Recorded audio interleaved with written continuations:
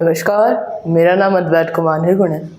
आज की इस वीडियो के अंदर मैं आप लोगों को बताने वाला हूँ हमारे आसपास के बाज़ार, हमारे आसपास के बाज़ार। तो बेसिकली ये चैप्टर बहुत ही ज़्यादा ज़रूरी है हमारे लिए। जैसे हम लोगों ने इसके पहले समझा मीडिया क्या होती है। तो मीडिया में हम लोगों ने जाना कि ये संचार माध्यम में मीडिया एक समान है या फिर उसका इंग्लिश टर्म है। संचार माध्यम को पढ़ना क्यों आवश्यक है, हम लोगों ने पिछले वीडियो में जाना। उसके ही भाग में बाजार आता है। कैसे? इसको सिंपली ऐसे समझते हैं, बाजार में लोगों का बहुत सारे लोगों का समूह होता है। अगर बहुत सारे लोगों का समूह है, ग्रुप है, तो वहाँ पे लोग जाएंगे। लोग वहाँ पे अगर कोई पोस्टर होगा, पोस्टर देखेंगे और बहुत सारी बातें वहाँ से समझेंगे।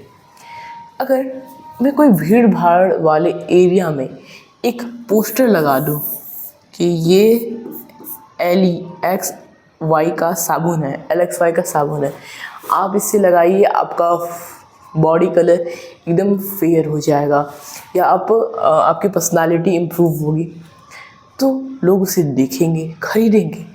तो बाज़ार एक सिंपल सा, अगर मैं सीधा साधा कहूँ तो एक संचार माध्यम का भी पार्ट है। लेकिन इस अध्याय में हम लोग सिर्फ और सिर्फ पढ़ने वाले हैं बाज़ार के तरीके, बाज़ार के प्रकार, क्या अलग अलग डिफरेंट टाइप्स ऑफ मार्केट के बारे में। ठीक है।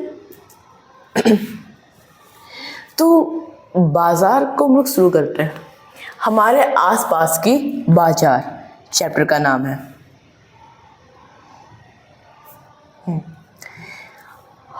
हमारे आसपास के बाज़ार।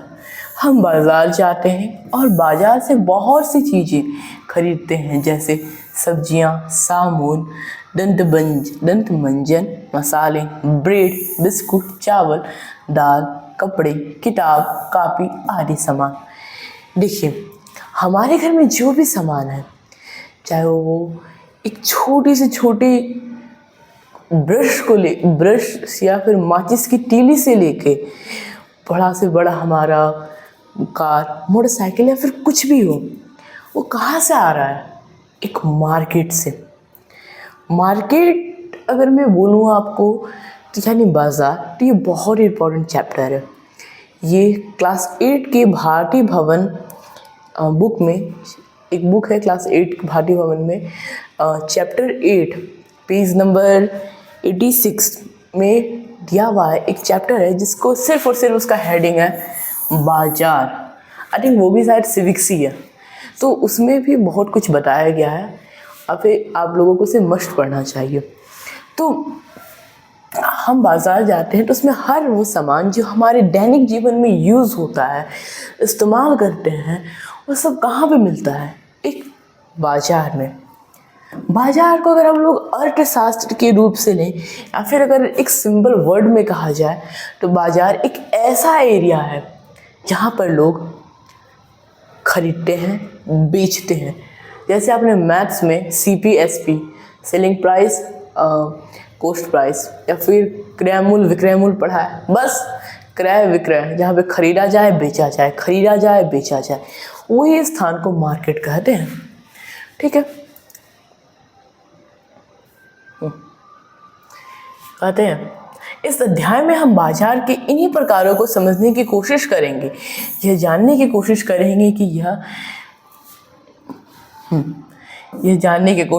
ये बेची जाने वाली चीज़ें खरीदारों तक कैसे आती है, ये खरीदार कौन है, ये बेचने वाले कौन है, और इसे सबके बीच कैसी और क्या समस्याओं का सामना करना पड़ता है, कितनी समस्याएं इनके सामने आती हैं।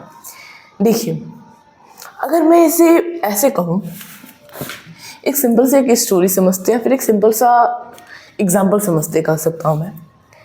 मुझे चाहिए एक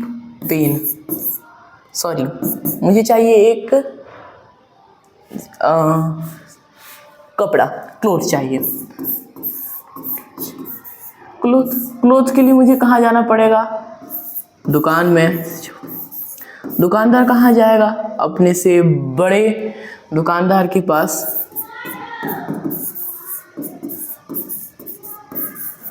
बड़े दुकानदार के पास, बिग शॉपकीपर के पास। वो कहाँ जाएंगे? बिजनेसमैन के पास, और वो डायरेक्ट फैक्ट्री। तो ये जो प्रोसेस है, ये प्रोसेस हर चीज़ में फॉलो होता है। अगर हमें कपड़ा लेना है तो अलग फॉर्म है, अगर हमें सब्जी लेना है तो अलग तरीका है, लेकिन मोटा माटी अगर समझा जाए तो यही एक प्रोसेस है। तो इन प्रोसेस के बीच में आने वाली कौन कौन सी समस्याएं हैं, उन समस्याओं को पढ़ेंगे। जैसे जन्म से लेके टीनेज तक जाने में, एडल्ट होने में, या फिर वृद्धावस्था में जाने में हमें बहुत सारी समस्याओं का सामना करना पड़ता है। उसी तरीके से यहाँ पर भी हमारे पास जो सामान पहुँचते हैं उनके लिए भी बहुत सारी समस्या हैं, वो हम लोग इस चैप्टर में कवर करने वाले हैं। ठीक है, आगे बढ़ते हैं। तो बाजार कई तरीके के होते हैं, बाज़ारों के कई प्रकार होते हैं। जैसे एक बाज़ार है साप्ताहिक बाज़ार। साप्ताहिक बाज़ार का नाम इसलिए पड़ा है क्योंकि यह सप्ताह के किसी एक निश्चित दिन लगता है, इसे साप्ताहिक बाज़ार कहते हैं। सप्ताह के एक किसी निश्चित दिन लगता है। जैसे हमारे आस पड़ोस में या हमारे गली मोहल्ले के या फिर कोई भी टाउन में आप देखे होंगे संडे मार्केट लगता है। संडे मार्केट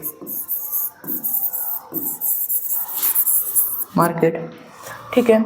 या फिर अगर आप बात करें, और अगर मैं बात करूं तो बुद्ध बाज़ार, ये मैंने सूरत में देखा था। या बहुत सारे अलग अलग मार्केट, जैसे चौराहे पे लगते सरोजनी मार्केट, चोर बाज़ार, या फिर एट्सेट्रा एट्सेट्रा। तो कुछ बाज़ार जैसे बुद्ध बाज़ार या संडे मार्केट, ये एक ख़ास दिन लग रहा है। बुद्ध बाज़ार बुधवार को, संडे बाज़ार संडे मार्केट सिर्फ संडे को लग रहा है। जैसे हमारे शहर में, हमारे आस पड़ोस के इलाके में, या फिर आप जिस स्थान पर रहते हो उस स्थान पर भी हटिया, सब्जी मंडी कुछ निश्चित दिन लगते हैं। सोमवार एग्जाम्पल ले रहा हूँ, सोम मंगल बुध, या फिर सोम बुध शुक्र, सोम बुध शुक्र, या फिर रवि, ऐसे करके कुछ निश्चित दिन लगते हैं, तो साप्ताहिक बाज़ार कहते हैं। या फिर अर्ध साप्ताहिक बाज़ार। साप्ताहिक बाज़ार यानी सप्ताह के किसी एक ही दिन लगने वाले बाज़ार को साप्ताहिक कहते हैं। और अगर सप्ताह के बीच में लगता है तो उसे अर्ध साप्ताहिक बाज़ार हम लोग कहते हैं। साप्ताहिक बाज़ार का यह नाम इसलिए पड़ा है क्योंकि यह सप्ताह के किसी एक निश्चित दिन लगता है। ये साप्ताहिक बाज़ार में रोज़ खुलने वाली पक्की दुकानें नहीं होती हैं। व्यापारी दिन में दुकान लगाते हैं और शाम होने पर उन्हें समेट लेते हैं। अगले दिन वे अपनी दुकान किसी और जगह लगाते हैं। देश भर में ऐसे हजारों बाज़ार लगते हैं और लोग इनमें अपनी रोज़मर्राओं की ज़रूरत की चीज़ें खरीदने आते हैं। ठीक है, पक्की दुकानें और रोड पे या फिर या फिर साप्ताहिक बाज़ार में अंतर ये होता है, जो पक्की दुकानें होती है वो फिक्स होता है, वह सेक्टर इतने में ही रहेंगी, सेक्टर इतने के इतनी भी गली के इतने भी प्रॉपर डिफाइन रहता है। जैसे बाकरपुर की पुरानी दुर्गा स्थान के बगल में निर्गुण मेडिकल हॉल की या फिर कोई एक व्यक्ति है, उनके दुकान के बगल में इनका घर है या फिर इनकी दुकान है, तो वो फिक्स है, वो बदला नहीं जा सकता। प्रॉपर बिल्डिंग बनी हुई है, वहाँ पे सेल्फ्स है, सेल्फ में सामान रखे हुए हैं, कैमरा लगे हुए हैं, लाइट लगी हुई है, सब कुछ स्टाफ वगैरह है, उसे पक्की दुकान कहते हैं। और वहीं साप्ताहिक बाज़ार में दुकान का कोई फिक्स नहीं होता है, वो कहीं भी खाली स्थान दिख गई, चादर बिछा दिए, बोरा बिछा दिए, तिरपाल बिछा दिए, अपनी सामानों को रख दिए और लगाना शुरू कर दिए। 10 में आलू, 10 में आलू, 12 में आलू, 50 में आलू बेचना शुरू कर दिए। ठीक है, तो इन मार्केट में हमें रोज़मर्रा की हर वो चीज़ जो हमें चाहिए वो मिल जाता है। चाहे दंत मंजन हो, ब्रश हो, माउथ स्क्रबर हो, जिभ छिलनी हो, टंग स्क्रबर हो, या कुछ मेकअप के प्रोडक्ट्स हो, वो भी हमें मिल जाते हैं। या फिर हर वो चीज़ जो हमें ज़रूरत है वो हम लोगों को उस मार्केट के अंदर मिल जाता है। ठीक है, साप्ताहिक बाज़ार में बहुत सी चीज़ सस्ते दामों पर मिल जाती है। ऐसा इसलिए होता है क्योंकि वो पक्की दुकानें नहीं होती। चलिए, इसे हम लोग ऐसे समझते हैं,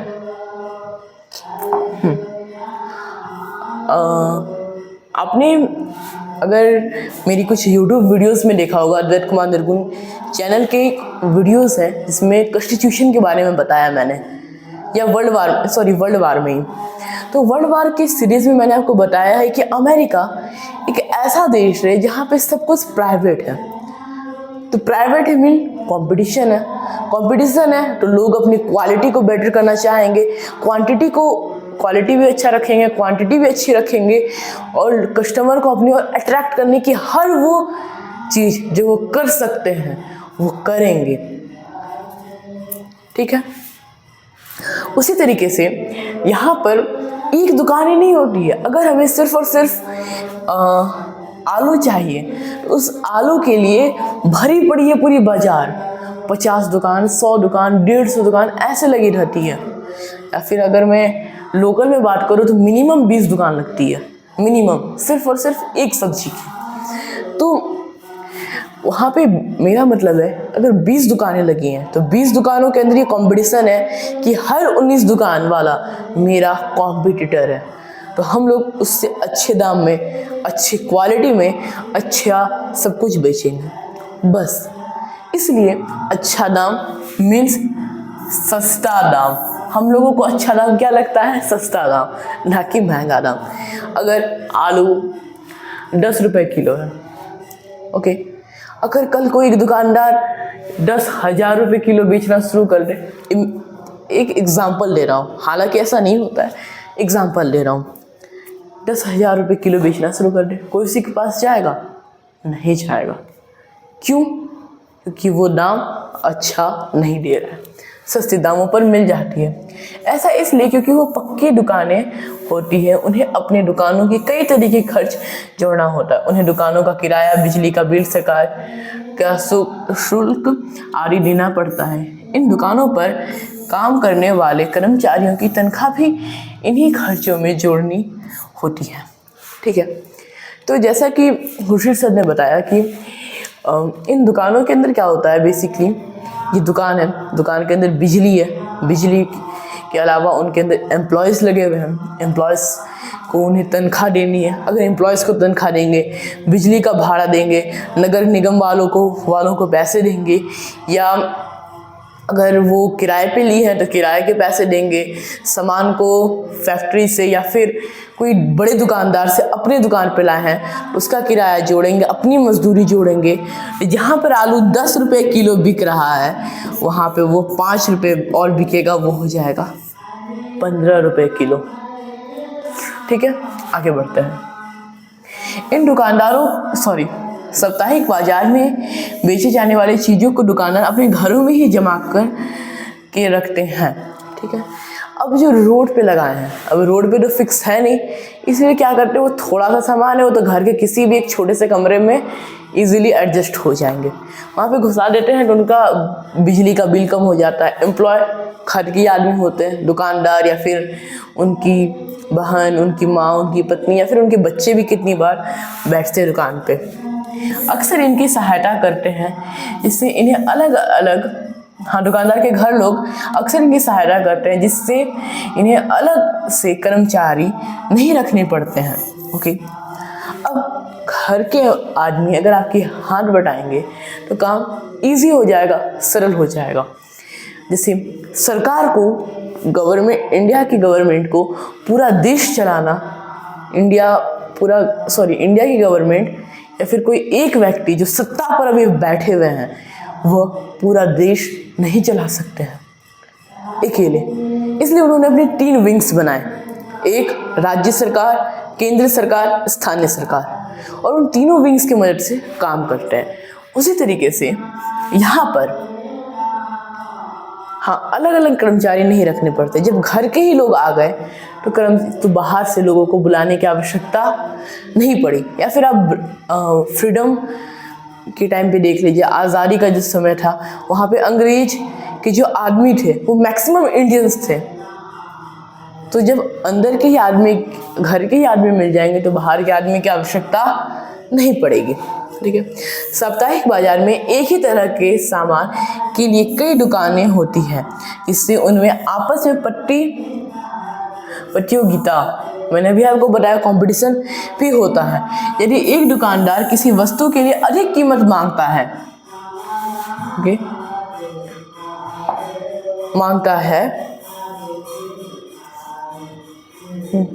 तो लोग के पास यह विकल्प होता है कि वे अगले दुकान पर वही सामान देख ले जहां संभव है कि वह वस्तु कम कीमत में मिल जाए। ऐसी स्थिति में खरीदारों के पास अवसर भी होता है कि वे मोल तोल करके भाव कम करवा सके। इसका सीधा सीधी ऐसे आप समझिए, दो दुकान है, दुकान ए, दुकान बी। यहाँ पर हमको लेना है CPU, यहाँ पे हमको लेना है CPU। मैंने यहाँ पर गया और यहाँ पर भी CPU मिलता है।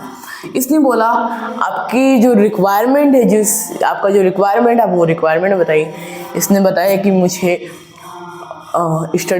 स्टडी का सारा काम हो जाए, मुझे ऑफिस में जितनी भी फाइल होती है वो सारी स्टोरेज सब कुछ प्रॉपर्ली वर्क करे, या फिर कभी भी मुझे गेमिंग करना हो तो मैं गेमिंग भी प्रॉपर्ली कर सकूं। हालांकि मुझे CPU की अच्छी नॉलेज है नहीं, बस एक ऐसे ही मैं आपको मोटा माटी बोल रहा हूँ। तो ये बोलेंगे दुकानदार कि हाँ ठीक है, आपने जो CPU की डिमांड बताई वो E1 क्वालिटी में आपको 3 लाख रुपए में मिल जाएंगी। बस बगल में ही बैठा है दूसरा दुकानदार, वो बोलता है कि आपकी जो रिक्वायरमेंट है सेम चीज़ मैं आपको दे दूंगा 1.5 लाख रुपए में। आप किनके पास अट्रैक्ट होंगे? ऑब्वियसली इनके पास। उसी तरीके से जैसे ये बोलेंगे कि आलू 10 रुपए किलो, ये बोलेंगे नहीं आलू 9 रुपए, ये बोलेंगे 8, 7, 6, 5। ऐसे करते रहेंगे और लास्ट में जिनके पास प्राइस बेटर मिलेगा हम लोग उनके पास जाएंगे और उनसे भी बोलते हैं कि भैया या फिर अंकल जो भी हैं, आप अगर 300 रुपये की वस्तु है, सामान है, टी-शर्ट है, हम बोलेंगे नहीं 50 रुपये में देना है तो दीजिए वरना मैं जाता हूँ। जैसे हम लोग आगे बढ़ने लगे उधर से दूसरे दुकानदार चिल्लाएंगे 50 रुपये, 50 रुपये, 50 रुपये। हम लोग जब तक उधर जाएंगे तब तक जिनसे हम लोग छोड़ेंगे वो समझदार दुकानदार होने के नाते वो बोलेंगे नहीं 40 में, 40 में। फिर हम लोग सामान लेते हैं।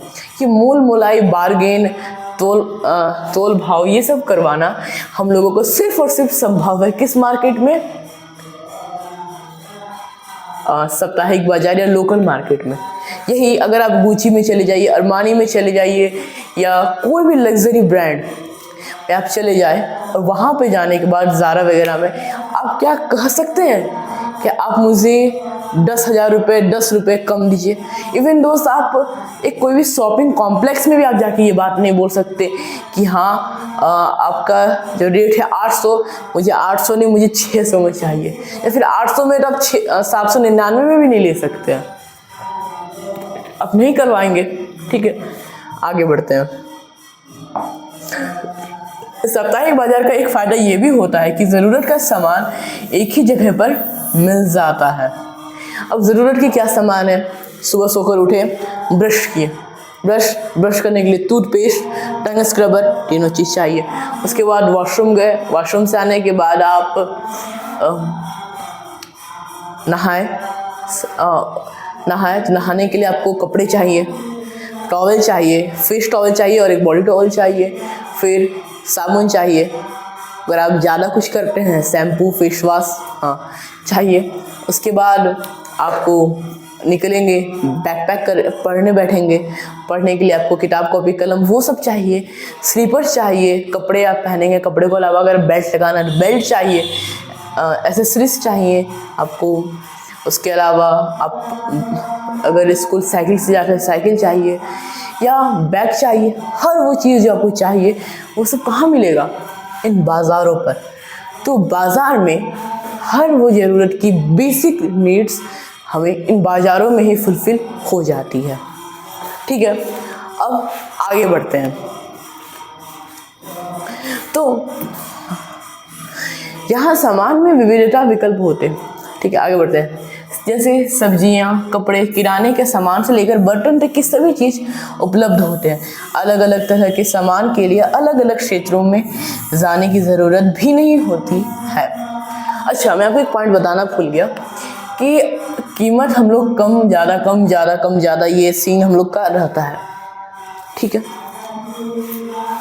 हम लोग कम ज़्यादा कर सकते हैं। तो इन कम ज़्यादा जब हम लोग की कीमत करते हैं तो इस मार्केट में कभी भी बड़े दुकानदार नहीं आते हैं, क्योंकि बड़े दुकानदार छोटे दुकानदार से सामान लेंगे। एग्जांपल दे रहा हूँ मैं आपको। Let me change the colour.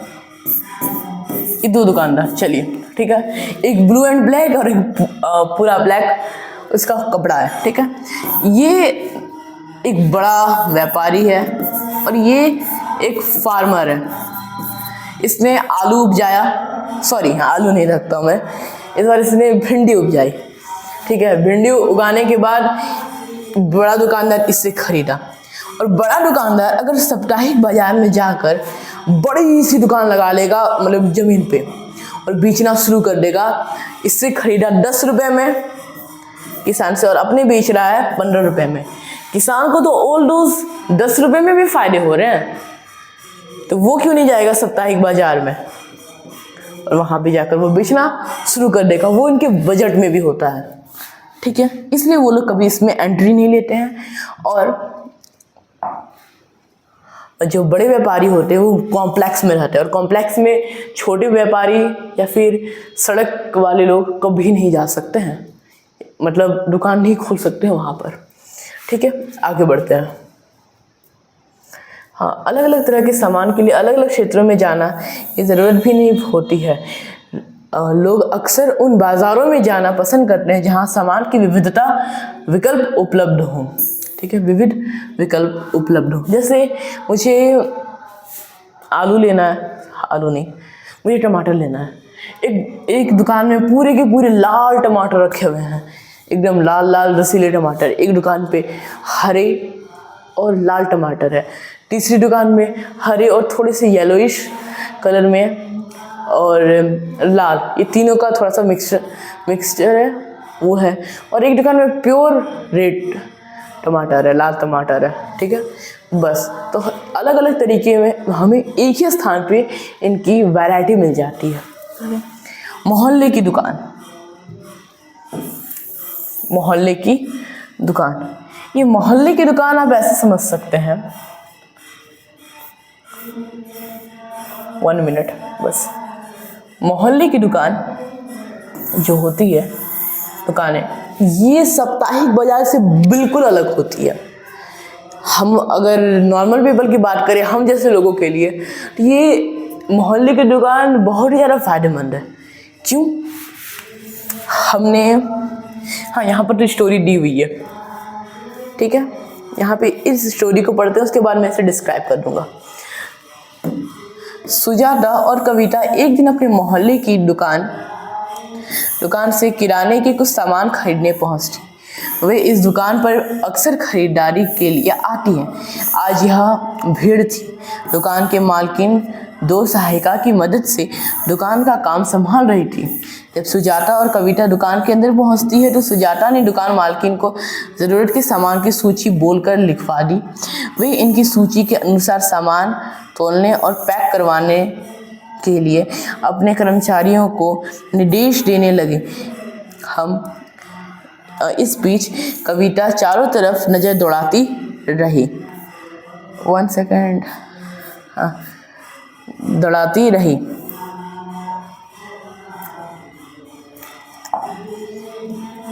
बाएं हाथ के सबसे ऊपरी शेल्फ में अलग अलग ब्रांड के साबुन की टिकिया रखी थी।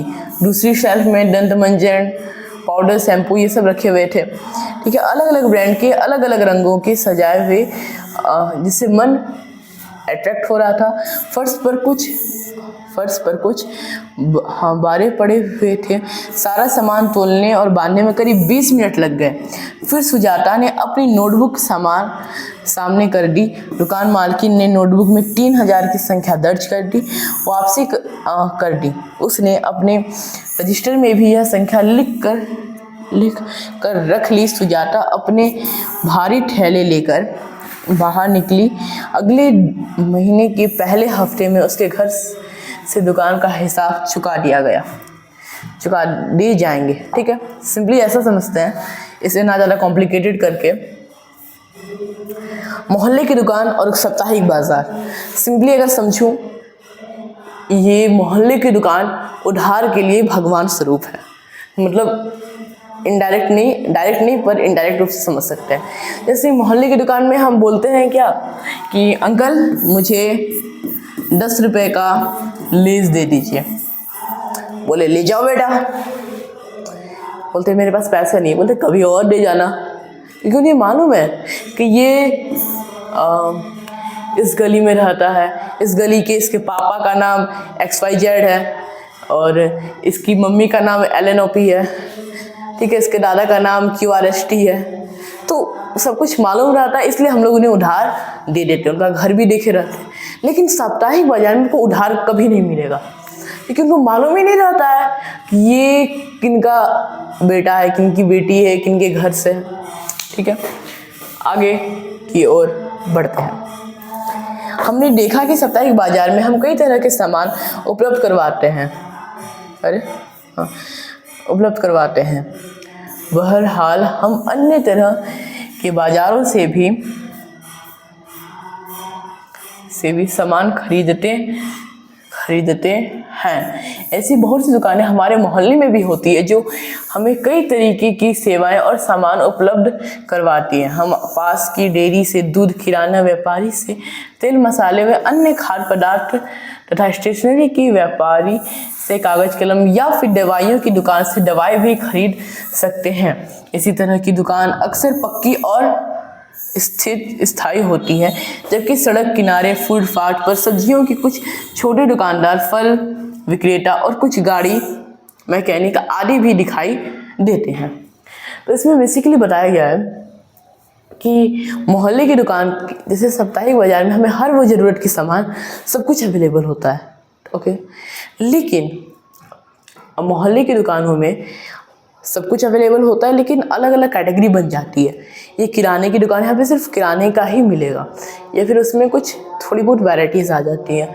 फिर उसी मोहल्ले की दुकान में आपको मैकेनिक की शॉप मिल जाएगी, या फिर अलग अलग सब कुछ मिल जाता है। आगे की ओर बढ़ते हैं।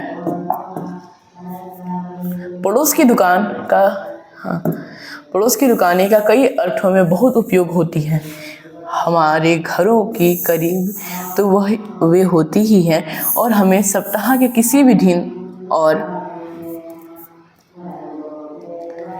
किसी भी समय इन दुकानों पर जा सकते हैं। सामान्यतः दुकानदार और खरीदार एक दूसरे से परिचित भी हो जाते हैं, और दुकानदार ग्राहकों के लिए उधार भी देने को तैयार हो जाते हैं। ठीक है, सिंपली हम लोग ऐसे समझते हैं कि पहले मैंने आपको बताया कि उधार इसलिए देते हैं क्योंकि उनके पापा मम्मी से भी परिचित है, दादा दादी से भी परिचित हैं, इसलिए उन्हें उधार दे देते हैं। ठीक है, इसलिए ये हमारे लिए सप्ताह में किसी भी समय जाए, किसी भी टाइम जाए, किसी भी दिन जाए, हम लोगों को उधार मिल सकता है। आइए आगे की ओर बढ़ते हैं। तो इस स्टोरी का मैं प्रॉपर सारांश बता देता हूँ।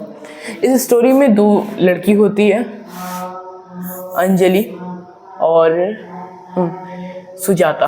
ठीक है, ये दोनों लिफ्ट से, जो कि ट्रांसपेरेंट लिफ्ट होता है, आगे क्या बोलते हैं, ग्लास लगे हुए हैं, सिंपली उससे वो ऊपर गए। 5 स्टोरेज बिल्डिंग थी, 5 तला इमारत थी। वहाँ पर जाने के बाद उन्हें मॉल था, शॉपिंग कॉम्प्लेक्स, तो उन्हें कपड़े लेने थे। वो एक भी कपड़ा उन्हें 3000 रुपये से कम में नहीं था।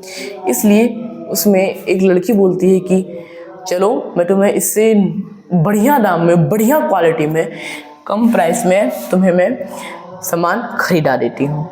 तो बेसिकली बताया गया है कि इसमें सामान कॉम्प्लेक्स में महंगे होते हैं, खरीदे गए सामान का भुगतान बाद में करने की भी सुविधा होती है।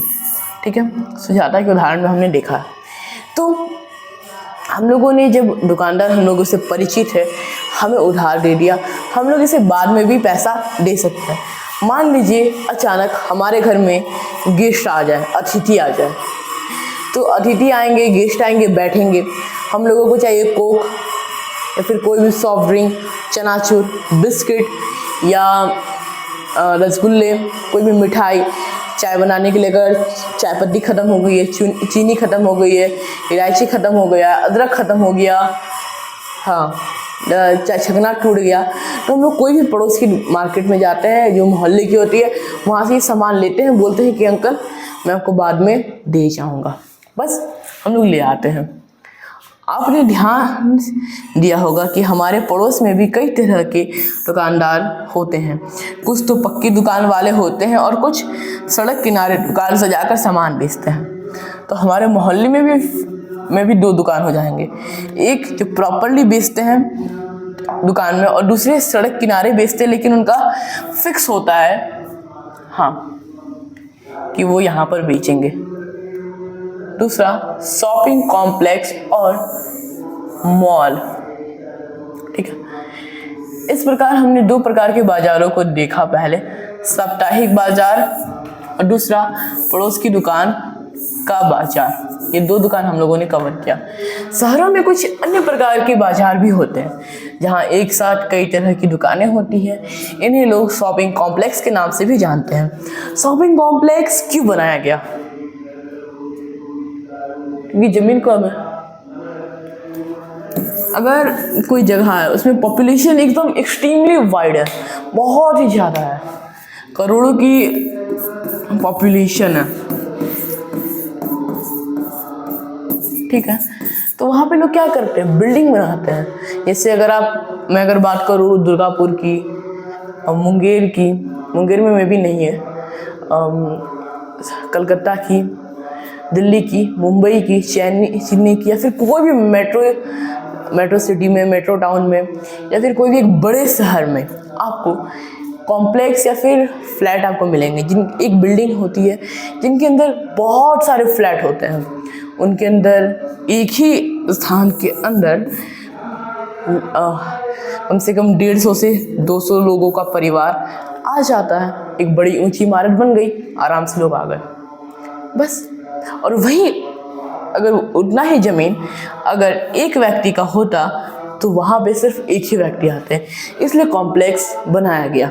ठीक है, उसी तरीके से शहरों में शॉपिंग कॉम्प्लेक्स बनाए जाते हैं ताकि उसमें सारे सामान एक ही स्थान पर मिल जाए, एक ही ज़मीन पर मिल जाए, बस वो ऊंची है, ऊपर की ओर है। आप उसमें लिफ्ट की मदद से जाते हैं, फूड कोर्ट में जा रहे हैं या गेमिंग जोन में जा रहे हैं, पार्किंग एरिया में जा रहे हैं, या फिर बॉय सेक्शन में, मेन सेक्शन में, वुमेन सेक्शन में, या आपको जो भी खरीदना है उसके अलग अलग सेक्शन बने हुए हैं। उन सेक्शन में, उन एरिया में आप जाते हैं, सामान लेते हैं और आ जाते हैं। तो इसका बेसिक्स बनने का कारण क्या है? ज़मीन कम है, एक ही ज़मीन के ऊपर बड़ी सी इमारत बनाई गई। ठीक है, आगे बढ़ते हैं। कुछ शहरी इलाकों में आपको बहुमंजिला वातुल्य दुकानें भी देखने को मिलेंगी, जिन्हें अलग अलग मंजिल पर अलग अलग तरह की वस्तुएं मिलती है। इन्हें मॉल कहा जाता है। हाँ, मॉल वही। ठीक है,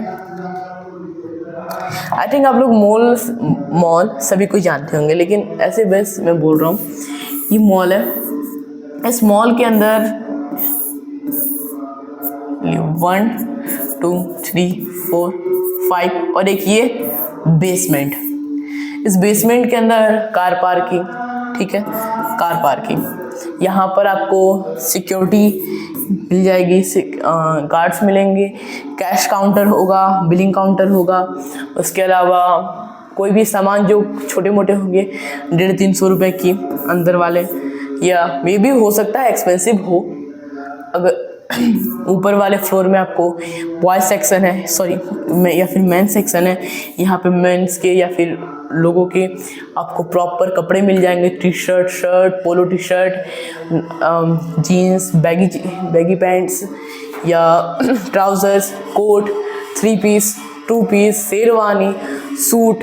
ठीक है, यहाँ पे वुमेन का हो जाएगा, वुमेन का भी आगे बढ़ते साड़ी वगैरह। फिर ऊपर स्पोर्ट्स सेक्शन हो जाएंगे, स्पोर्ट्स सेक्शन। और फर्स्ट पे अगर मैं बात करूं तो यहाँ पे स्टेशनरी हो सकते हैं। मैं ऐसे रैंडमली बोल रहा हूँ, रैंडमली, मे बी कुछ और हो सकती है प्लानिंग, कुछ और स्ट्रेटजी हो सकती है। तो मॉल के अंदर हर वही स्थान के अंदर हमें हर वो चीज़ मिल गई जो हमें ज़रूरत है। हमें स्पोर्ट्स के सामान चाहिए, जाइए, स्टेशनरी चाहिए, ले सकते हैं, कपड़े वगैरह वगैरह लिया जा सकता है। आगे बढ़ते हैं। हाँ, मॉल कहा जाता है। इन शहरी दुकानों में आपको बड़ी बड़ी कंपनियों का ब्रांड सामने भी मिलते हैं। अब देखिए, मिलते हैं और कुछ बिना ब्रांड के सामान भी मिलते हैं। ठीक है, मैं यहाँ तक मिलते हैं। इसका मतलब है कि हम लोगों को मार्केट जाते हैं, मॉल में जाते हैं, वहाँ पे बड़े बड़े ब्रांड मिलते हैं, जैसे ज़ूडियो, H&M या फिर कोई भी ब्रांड वहाँ पे आपको मिल जाएंगे। तो उन ब्रांड के कपड़े या फिर कोई भी ऐसे ही खुदरे में मिल जाते हैं। अगर आपको स्क्रबर चाहिए, स्क्रबर या फिर खोसा हम लोग हिंदी में बोलते हैं, लोकल लैंग्वेज में, जो हमारे बॉडी को साबुन लगाने के बाद यूज़ में आता है। ठीक है, वो अगर हमें चाहिए तो कोई कंपनी के नहीं मिलते। अगर लोकल मार्केट में या फिर कॉम्प्लेक्स में जाए तो वहाँ पर ऐसे लिखा नहीं रहता है कि ये गुच्ची का है, ये ज़ूडियो का है, ये अरमानी का है, बस एक ऐसे ही रहता है। आगे बढ़ते हैं। तो हम लोग कंपनियां बड़े बड़े विज्ञापन देकर अपनी क्वालिटी का दावा करके बेचती हैं, महंगा होता है। कंपनी अपने ब्रांड उत्पादों को बड़े शहरी बाज़ारों और अपने विशेष शोरूम में बेचने के लिए रखती है। बिना ब्रांड के उत्पाद की तुलना में इस ब्रांडेड सामान की कीमत का बोझ केवल कुछ ही लोग उठा पाते हैं। ऑब्वियसली, जैसे आप ऐसा समझिए, हम लोगों ने इसके पहले मीडिया के बारे में बात किया। मीडिया और ये बाजार कैसे एक दूसरे से इंटरकनेक्टेड है, आप लोग समझ सकते हैं। ठीक है, यही फ़ायदा है जब बहुत ही ज़्यादा एजुकेटेड लोग, IAS व्यक्ति, एक हमारी बहुत सारे IAS की टीम, एजुकेटर्स की टीम मिलकर एक बुक बनाती है, तो हमें हर एक चैप्टर एक दूसरे से इंटरकनेक्टेड मिलता है।